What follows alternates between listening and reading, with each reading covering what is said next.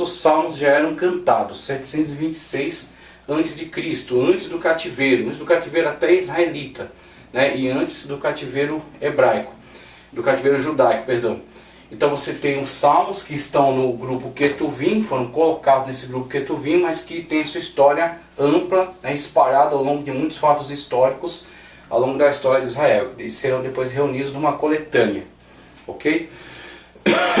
Conforme indica segundo Crônicas 29 e 30, o fato aí registrado teve lugar nesse tempo. Jeremias, o profeta do cativeiro, né, está relacionado a essa época.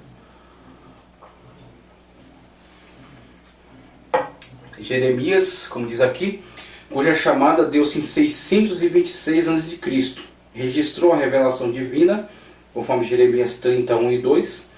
Tal livro foi queimado pelo mau rei Jeoaquim em 607 a.C. Porém Deus ordenou que Jeremias preparasse novo rolo, que foi feito mediante seu amanuense Baruque. Temos aí Jeremias 36, 1, também o 2, o 28, o 32 e também o 45, 1. No tempo do rei Josias, aí temos 621 a.C., e Ilquias achou o livro da lei, segundo o livro dos reis, 22, 8 e 10. Inclusive, alguns estudiosos que acreditam saber mais do que aquilo que os relatos afirmam, leem com uma certa, um tanto de falta de respeito, uma certa desconfiança para com aquilo que o próprio relato está afirmando. Então muitas das vezes preferem entender não descoberta do livro, e sim escrita do livro.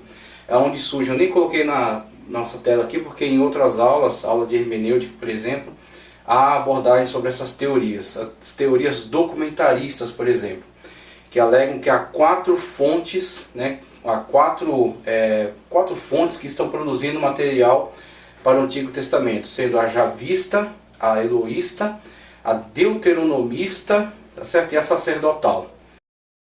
A JBS nasceu assim. Deuteronomista e sacerdotal. Então, javista e eloísta sendo as mais antigas, tá certo? Que vão cada uma produzir à sua maneira os textos, uma identificando Deus como Javé, outra como Elohim. A deuteronomista seria então, nessa ocasião de Josias, não a descoberta do conjunto de textos que já haviam ali sendo preservados, mas sim a produção de uma, vamos dizer assim, a produção de um texto que fosse costurado, vamos colocar assim, pegou a tradição javista, pegou a tradição eloísta, acrescentou alguns elementos novos e costurou uma narrativa ali, unificando aquelas tradições. Então eles entendem que o deuteronomista, ele reuniu essas tradições e acrescentou algumas coisas a mais que estão presentes ali no texto de Deuteronômio, mas de certa forma deuteronomista é mais do que o relativo ao livro de Deuteronômio, sim uma prática de reunião dessas tradições que estavam aí espalhadas no território israelita. Então temos aí esta hipótese, né? E a sacerdotal, que seria uma tradição posterior, até pós-exílica, que se encarrega aí da construção, né? Se encarrega aí de uma concatenação dessa narrativa, né? Uma concatenação de todos esses livros, agora na reunião deles em um texto, inclusive acrescentando e recortando algumas coisas. Então eles falam dessas quatro fontes aqui. Essa teoria, na verdade, mesmo que ela tenha alguns pontos, né, que até fazem sentido, ela não é defendida numa linha tradicional. Acreditamos de fato numa construção histórica desse texto, uma reunião, um acréscimo, e com Esdras uma organização. Então Esdras acrescentou textos dele, haviam outros textos que estavam sendo produzidos e que foram acrescidos ali, desde que atendiam os critérios de canonicidade, mas que na verdade Esdras, ele reuniu, ele organizou, ele deu essa tríplice divisão para os textos, e esta organização incluindo o texto dele, ok? Ao cânone, mas não que ele tenha reescrito, não que ele tenha, vamos dizer assim, não que ele tenha mexido na estrutura interna, tá certo? Não que ele tenha assim alterado as estruturas internas do texto, mas sim organizado aquilo que ele recebeu. Aí ele fala de Daniel, Josias, como já narrei. Daniel 553 a.C., refere-se aos livros, tá certo? Eram rolos sagrados da escritura de então. Zacarias 520, aí tem os pós-cativeiro. Jeremias, né? na iminência aí do cativeiro, Daniel dentro do cativeiro, Zacarias pós-cativeiro, profeta pós-exílico, declara que os profetas que o precederam falaram da parte do Espírito Santo, conforme 7:12. Não há aqui referência direta aos escritos, mas a referência, Zacarias foi o penúltimo profeta do Antigo Testamento, isto é, profeta literário. Aí temos Neemias, aí temos pós-exílio, e a organização, tá certo, de toda essa estrutura aqui. Com Neemias temos a grande contribuição da descoberta das genealogias, o que vai ser um ponto de divisão entre aqueles que farão parte desse grande processo de reconstrução das muralhas, do templo, reestruturação da nação judaica, reinício do culto, ok? E com Esdras temos a organização literária e a questão esse ensino, né, a divulgação dessa cultura para o povo, né, a reestruturação do povo culturalmente, tá ok? Aí temos aqui a contribuição Esdras, contemporâneo de Neemias, foi hábil escriba da lei de Moisés. Aí temos Esdras 455, Neemias 455, Esdras 410. Integrante da chamada Grande Sinagoga, que depois vai dar origem ao Sinédrio, tá certo? Em 275. E também organizador de todo esse texto e autor, tá certo? Da divisão, a tríplice divisão em Torá, Neviim e Ketuvim. Esdras, contemporâneo de Neemias, foi hábil escriba da lei de Moisés e leu o livro do Senhor para os judeus já estabelecidos na Palestina, de regresso do cativeiro babilônico, conforme Neemias 8:1-5. Conforme segundo livro de Macabeus, o livro apócrifo. Então não tem valor canônico, mas tem um certo valor histórico. Então também não é totalmente comprovado, mas contém um certo valor histórico. Então é útil de ser analisado desse ponto de vista, do ponto de vista histórico.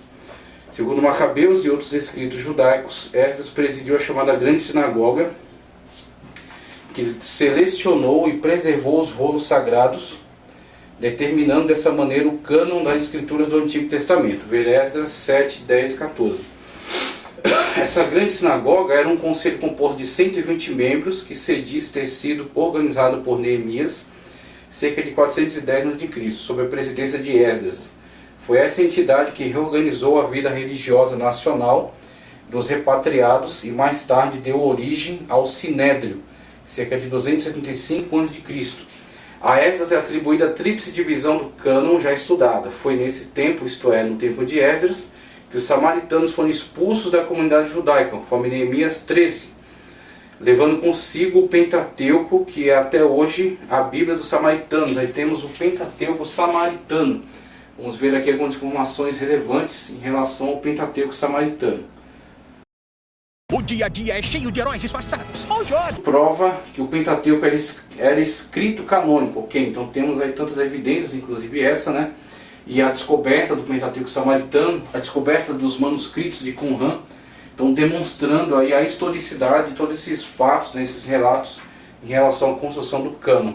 Então, encerrando aqui esta parte, passando aqui agora um pouco para essa estrutura aqui, para entender um pouco da dinâmica dessa construção, nós encerramos com alguns testemunhos importantes. Temos o testemunho de Filo de Alexandria, que viveu entre 30 e 70 depois de Cristo, de Joséfo, de 37 a 100 depois de Cristo, e o concílio de Jamnia, que se reuniu em 90 depois de Cristo e que trata um pouco acerca também dessa questão do cânon.